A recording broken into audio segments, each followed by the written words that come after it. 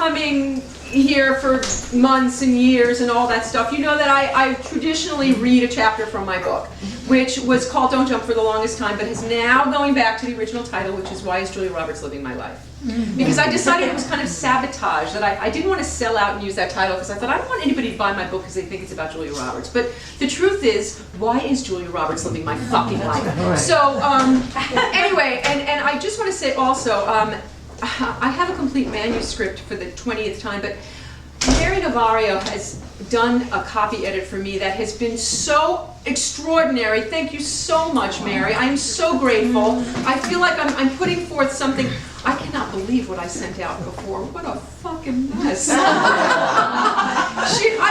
thought I was going to give it to her. I'd already gone through a copy edit. I figured I was going to give it to her. I was going to get like 5 things out of the 400 pages. No! 5 per paragraph for 400 pages. Oh my God, what she's had the patience to do. Anyway, I decided I wanted to kind of stop reading to you from my book because it's going to come out, it's going to be on the market in one of these near days, because we're maybe going to start our Women Who Write publishing house. We'll see what's going to happen. But I've also been a journalist and been writing articles, but actually my fictional character wrote an article this month. Andi Schwartz wrote something. And I thought I would read it because she wrote it to be published in a 12-step thing to help to be of service, and it turned out it was a little too snarky for that. So she was forced to rewrite it and be a little more serious and a little more helpful. But in the meantime, I thought, what better place to share her snark than with you? So all you need to know is that are any of you lucky enough not to know what Al-Anon is? Al-Anon is a place where people go who have an addict or an alcoholic in their life. Is there anybody who doesn't have an addict or an alcoholic in their life? I don't know who those people are. But anyway, and it's a place where you can go and you can get help with your people, places, and things issues. So, it's not because you drink too much, it's not because you eat too much, it's not because you gamble, it's because you try to run everybody else's fucking life. That's why you go there. And the other thing that would be good to know, NA stands for Narcotics Anonymous, MA stands for Marijuana Anonymous, and Double Winners is a place for people that are everything. They can have anything. They're Al-Anons, they're addicts, they're fucking losers.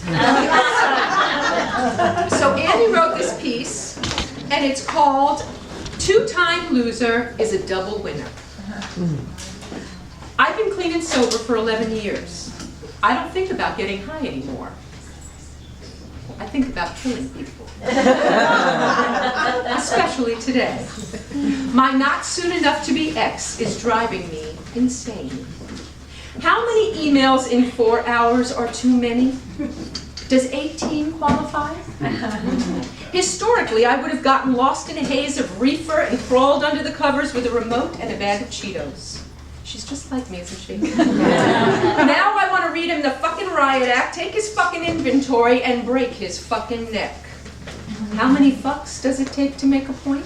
I don't know.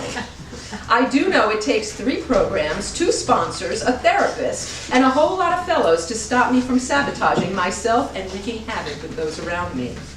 I force myself to use restraint of pen and tongue as I've been taught to do. Outwardly, I do the right thing. Inside, my gizzards are flaming. For those 4 hours, I torture myself even more than is being done unto me. Finally, I get up and put a lean cuisine in the microwave. Not a morsel has yet crossed my lips this day. I go back to the computer and compose the response email I will not send, and I must write to release the venom that is about to consume me. I smell something burning. I can't stop. All the pent-up fury I've been suppressing whilst working my program is spilling out of my fingertips. Smoke. Do I smell smoke? In the midst of my focused insanity, instead of 3 minutes, I must have hit 30 on the keypad. At about 13, I catch it. Pre-fire. I spend the next 2 hours scrubbing the damn microwave and trying every remedy I can Google to get rid of the smell, while still not taking a sip of water or a bite of food. Such a friggin' addict. Due to a schedule change, it's therapy time. Thank God. I can't wait the 15 minutes it'll take me to get there and call my sponsor en route.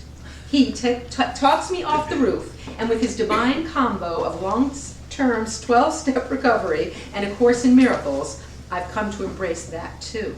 Because there aren't enough tools in the universe when my train pulls into crazy town. My wise and patient therapist explains that when I'm in that zip code, the part of my brain that's being employed is single-minded of purpose in its insanity. Pausing to sip some water, count the colors in a painting, recite a nursery rhyme, anything to break the rhythm will spark a kinder part of my brain that will enable me to release the charge and return to normal. Normal? I know. After just 5 minutes of distraction, I can even return to the object of my objection and face it with a semblance of calm rationality. Oh shit, a new tool. I want to share it. As luck would have it, it's Wednesday. My Al-Anon home group awaits. I'm ready to jump in with all my programs blazing. But this is Al-Anon. I need to be respectful of their rules. They sure don't feel like suggestions around there. I've seen people nearly crucified for mentioning a book that's not Al-Anon approved literature, or God forbid, mentioning they're in the other program. Eyes roll, heads shake, and not in a good way, especially at me. Marijuana Anonymous is my primary program, and I don't need to go to NA to get laughed out of the room for that. Even alcoholics chide, come back when you have a real problem. Walk 32 years in my bong hits, and then let's talk. I smoke pot from dawn until dawn. It was all right when I was young and stupid. I was highly functional when I needed to be. I could even control it when I had to. I stopped completely each time I got pregnant, not picking it up until I finished nursing a year or so later. But without further cause, I was off to the races. Sunglasses all the time, never making eye contact with anyone, leaving the playground every hour to refresh my buzz, towel under the bedroom door, standing on the radiator, head out of the window, Visine, Listerine, Lysol, oh my. The self-loathing was palpable. Mommies aren't supposed to get hot. Period. So, I'm at the Al-Anon meeting, and I want to share about being so obsessed that I didn't even eat, which is addict stuff.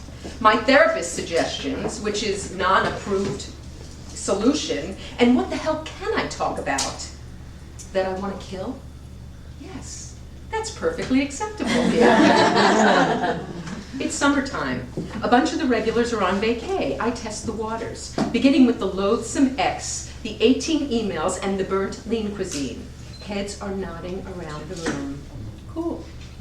I slip in a little therapist wisdom. A couple of eyes roll. Arms crossed, but no Al-Anon police. Halt. Hungry, angry, lonely, tired. Wait, is that the substance program? Al-Anon? Or both? I'm confusing myself, thinking more about what I can and can't say than what I'm actually saying. What? My share slips by, and it's LA, so I even get applause. You gotta love that shit. MA's more laid back. We're a bunch of potheads. Almost anything goes. But most people talk about pot. It's boring. I'm sorry, I'm over it. I frequent a small MA women's meeting, in large part to be of service. We're a young fellowship, and I'm an old-timer. I'm crazy, I know. But in truth, it serves me. I get to spill my guts, share my latest tools, and get filled up with goddess love. That does not suck. But there's a whole contradiction thing. MA instructs me to be of service no matter what. Say yes whenever asked. Al-Anon advises me not to be a doormat. Create safe boundaries. Remember that no is a complete sentence. My all-purpose, before-mentioned he sponsor started ditching our Saturday morning MA home group, where he'd been a regular since its inception, and where I'd been spending my Saturday mornings since moving to LA 8 years before. He was going to this thing called Double Winners. He explained it wasn't so much about substances for him anymore, it's people, places, and things. Well, hell, I relate to that. But I don't like change. These are my people. We fellowship and talk behind each other's backs. Besides, I tried a Double Winners meeting in New York years earlier, and it was just okay for me. But I missed him. So one Saturday morning, I followed. And that was a year ago. As disloyal as I sometimes feel, it's home now. Being an addict, an Al-Anon, a woman, a person, it doesn't matter. Absolutely anything goes without judgment or censor. You can belong to any A and Al-Anon, just be an Al-Anon, or just be an A, and you're good, no one cares. Most in the room have been clean and sober for some time. Some have long-term Al-Anon, and some are brand spanking new. I find it's almost all discovery, solution, and tools, with great good humor. How many Al-Anons does it take to clean up a spilled coffee? Everyone within eyeing distance. How many potheads does it take to clean up the same spill? Who gives a shit? Thanks to double winners, just for today, I won't be killing the person who spilled it. Thanks.